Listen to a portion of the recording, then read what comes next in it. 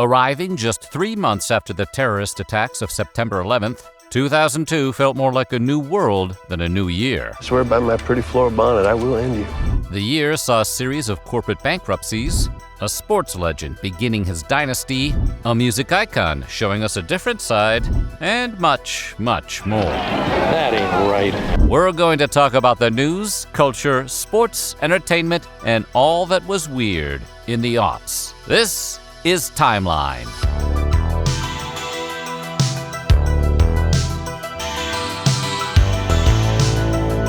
We hope you like seeing steroid monsters hit home runs, because this one is all about 2002. But before we get started, be sure to subscribe to the Weird History channel and let us know in the comments below what aughts track you want to nab from Napster. Now thwip your web slinger and attack those clones. This is 2002. The stove. Over here. I mean, my stove. I think I left it on. The euro, the common currency of the European Union, was officially launched on January 1st, 1999. But for the first 3 years of its existence, it was only used for things without physical money, like electronic payments and accounting. But all that changed on the first day of 2002, with the introduction of euro banknotes and coins across all 12 EU countries, making it the largest known cash changeover in history. President George W. Bush signed the No Child Left Behind Act on January 8th. We're asking states to design accountability systems to show parents and teachers whether or not children can read and write and add and subtract in grades 3 through 8.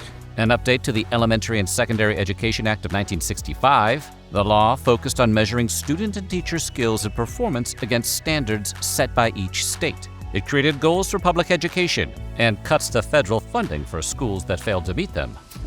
On March 23, 1991, Sierra Leone was plunged into civil war when the Revolutionary United Front attempted to overthrow the government of Joseph Momo. The war would ultimately take the lives of over 50,000 people and displace another 500,000 before finally being declared over by newly installed President Ahmed Tejan Kaba on January 18th.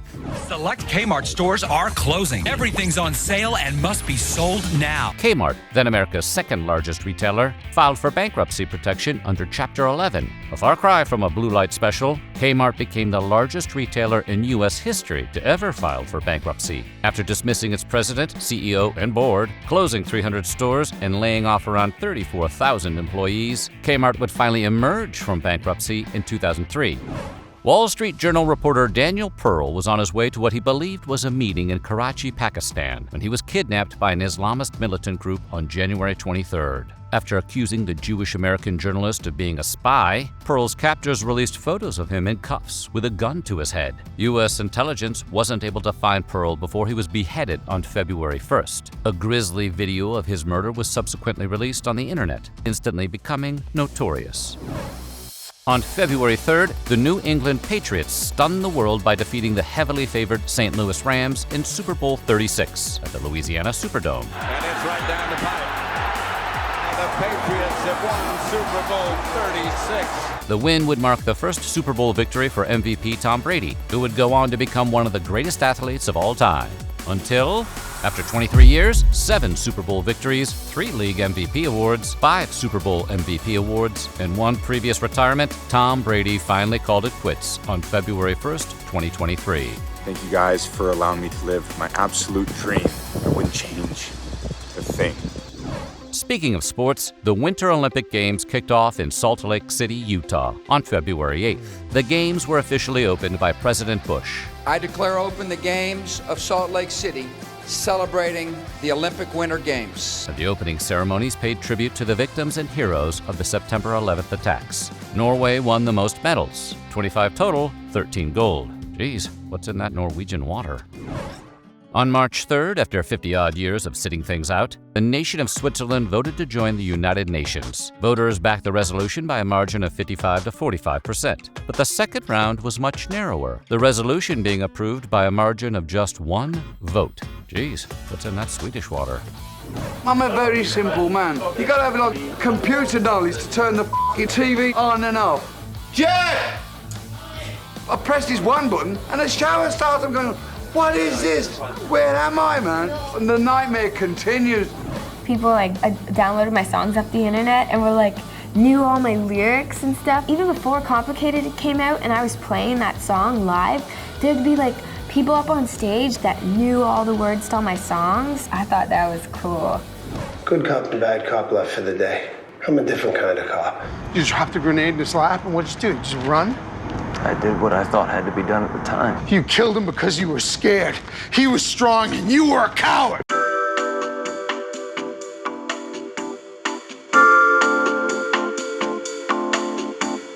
I gotta tell you, I've had some great deals come my way, but a big and tasty. For just $1, you did your thing, dog. Not that I'm calling you a dog. I mean, you're more like a big purple, I don't know what you are. What you say about my mama? Huh? Get a delicious, big and tasty, a McChicken sandwich and more every day on McDonald's Dollar Menu. You got a buck, you're in luck. Grimace, bump with me. On March 14th, normal human Elon Musk founded the space exploration technologies company SpaceX to reduce the cost of space travel and eventually establish a human presence on Mars. At the current prices that NASA pays for space transportation, I don't think we'll be able to achieve anything interesting in space. SpaceX would become the first private company to do things like develop a liquid propellant rocket and send astronauts to the International Space Station. A magnitude 6.1 earthquake struck Narin, Afghanistan on March 25th, killing over 1,200 people and leaving more than 10,000 homeless. The region had been hit by an earthquake on March 3rd and would be hit again just a few weeks later on April 12th. So, don't ask those guys what's shaking. I kind of admitted some things to him about my past that are very personal. Did you fake it ever? So, the weather's really nice. What's the answer? I'm not answering. Come on, that's the best question I've had all day. I'm glad I know. Sunday, March 31st, brought professional tennis history when superstar Andre Agassi won the 700th match of his career in a nail-biter against Roger Federer. He has his 700th career win. He was only the 9th player to ever reach 700 wins. No, it's not an April Fool's prank. The Netherlands' new law made the country the first in the world to let doctors end the lives of patients with terminal diseases who were deemed to be suffering unbearably. Dr. Jack Kevorkian must have been fuming. The world mourned on March 30th when Queen Elizabeth died at the age of 101. Towards Westminster, the crowds swelled now by thousands of tourists, but filled by the tens of thousands for whom she was simply the Queen Mum. After lying in state so that over 200,000 people could pay their respects, her funeral was on April 9th at Westminster Abbey. We bet even those stoic guards with the fuzzy hats shed a tear. On April 14th, Tiger Woods won his second consecutive Masters tournament, a feat previously accomplished only by Jack Nicklaus and Nick Faldo. If that's not impressive enough, his 4-day total of 12 under par set a record for lowest 72-hole score by a defending champ. He's got the eye of the tiger, all right. Peter, these are the years when a man changes into the man he's going to become the rest of his life. Just be careful who you change into. Remember, with great power comes great responsibility. On September 16, 1963, a bomb exploded at the 16th Street Baptist Church in Birmingham, Alabama, killing 4 young girls. Despite determining the identities of the 4 bombers by 1965, the FBI failed to prosecute at the time. After authorities reopened the case in later years, garnering murder convictions in 1977 and 2001, it wasn't until 2002 that the 4th and final living Klansman was brought to trial and convicted. That same day, the remains of former Federal Bureau of Prisoners intern Chandra Levy were discovered in Washington's D.C. Rock Creek Park. Reported missing on May 1st, the case became national news when it broke that Levy had an affair with then-Congressman Gary Condit. Did you have a romantic relationship with Chandra Levy? Well, once again, I've been married 34 years. I have not been a perfect man. It's best that I not get into the details of the relationship. Ingmar Gwandike, a man already serving time in jail, was eventually convicted, and Condit's reputation never recovered. If you're not here to cooperate, then why are you here? Ain't nobody gonna talk to you. As rough as that neighborhood could be, we had us a community. And now all we got is bodies and predatory motherfuckers like you. Makes me sick, motherfucker, how far we done fell. You sent me to kill Wambosi. Yeah, we can do that anytime we want. Who am I? You're U.S. government property. I don't send you to kill. I send you to be invisible. I send you because you don't exist. On June 24th, tragedy struck Tanzania. Over 280 people were killed when a brake failure caused a passenger train to roll backward down a hill, crashing into a freight train. Though the idea for such a tribunal was first suggested in World War I, it wouldn't be until July 1, 2002 that the International Criminal Court was created. Based at The Hague in the Netherlands, the body is sanctioned by those countries who signed the Rome Statute to prosecute political leaders accused of war crimes, genocide, or other crimes against humanity. But unfortunately, not your neighbor when he parks in your driveway. Speaking of court, on July 15th, the so-called American Taliban, John Walker Lind, pleaded guilty. An American citizen who fought with the Taliban against the ruling Northern Alliance in Afghanistan, Lind denied ever fighting against any American forces. He was sentenced to 20 years in federal prison and would be released for good behavior on May 23, 2019. Come with us, Charlie. It'll be an adventure. Is there a problem? Yeah, you whacked me pretty hard there. Whack? No, I might have tapped at parking, but I didn't whack it. Yeah, you slammed into me there. Slam. Yeah, slam. I'm glad. Oh, look who's here. I'm glad you're here to see this. I can't drive this home, and my wife's upstairs giving blood. I don't know if I mentioned that. The new Passat wagon. It only looks like $1 million. Oh, I'm not an internist, but I think I got some bleeding going on here. In 2002, WorldCom was the #2 long-distance phone company in the United States. I believe I can call. I think I'll use the phone in the hall. But on July 21st, just 1 month after revealing it had improperly booked a mind-blowing $3.8 billion in expenses, the company filed for Chapter 11 bankruptcy protection. Meanwhile, Kmart was like, thank God, it's not just us. Hearing the Misfits is so morbid and yet made me feel free. Mikey and I worked at a Barnes & Noble. He ended up with a whole stack of Irvine Welsh books. On the back cover of one of them it said 4 Tales of Chemical Romance, and we'd drive around listening to like the Get Up Kids talking about how we wanted to be in a band. And he'd said, yeah, if we had a band we'd call it My Chemical Romance. On July 24th, after representing himself in a 2-month federal trial where he was convicted of taking bribes, filing false tax returns, racketeering, and other crimes, James Trafficant, Do I do my hair with a weed whacker? I admit. was expelled from the United States House of Representatives. It is your duty, uphold the integrity of this House of Representatives and vote to expel Jim Trafficant. The 2 members who violated a 17-year-old page boy and a 17-year-old page girl were not expelled. The Ohio Democrat was booted by a vote of 420 to 1, and that one was, you guessed it, Gary Condit. On that same day, 18 coal miners in the Q Creek mine in Somerset County, Pennsylvania, became trapped after they accidentally dug into an abandoned mine, releasing 75 million gallons of water. The miners would be stuck for 77 hours before being rescued on July 28th. They were professionals, they were protected appropriately, and they had a whole lot of good people on top working to get them out as quickly as possible, so their outcome was much better than the usual entrapped trauma patient. They were freezing cold and in dire shape, but they all survived. Sports history was made on August 9th when San Francisco Giants outfielder Barry Bonds hit the 600th home run of his career. Swing and a long one. This one is way back. It is out of here. The 421-foot solo shot made Bonds only the 4th major leaguer ever, after Babe Ruth, Willie Mays, and Hank Aaron, to reach the 600 mark. But 5 years later, Bonds would be indicted by a federal grand jury. The slugger was accused of lying under oath when he denied knowingly taking steroids. And even though the only conviction from the charges would be overturned in 2015, Bonds' damaged reputation would keep him from being elected to the Baseball Hall of Fame. America has made their decision.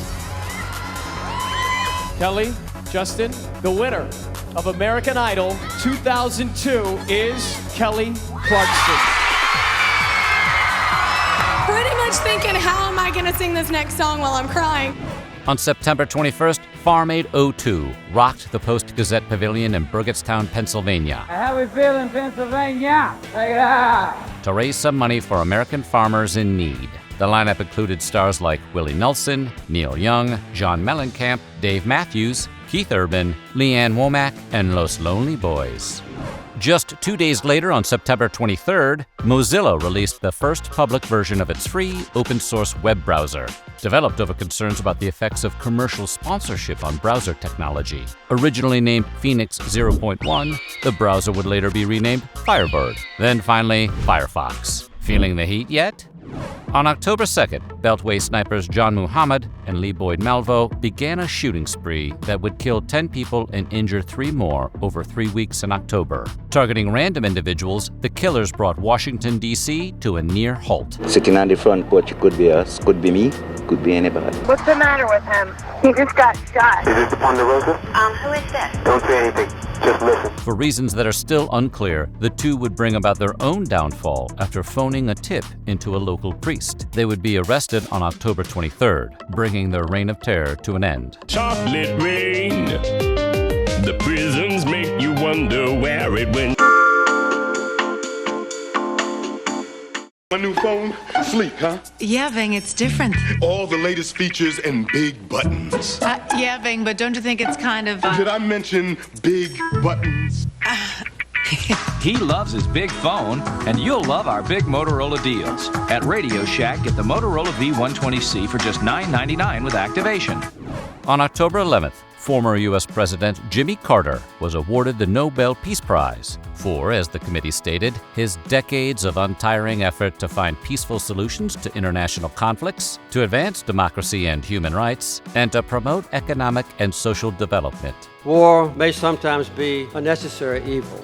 We will not learn how to live together in peace by killing each other's children. Carter wasn't the first president to win the prize, being preceded by Theodore Roosevelt and Woodrow Wilson. He also wasn't the last, because on October 9th, 2009, President Barack Obama scored the same award, being nominated after serving only 11 days in his presidency for his extraordinary efforts to strengthen international diplomacy and cooperation between peoples. Clear-eyed, we can understand that there will be war and still strive for peace, for that is the story of human progress.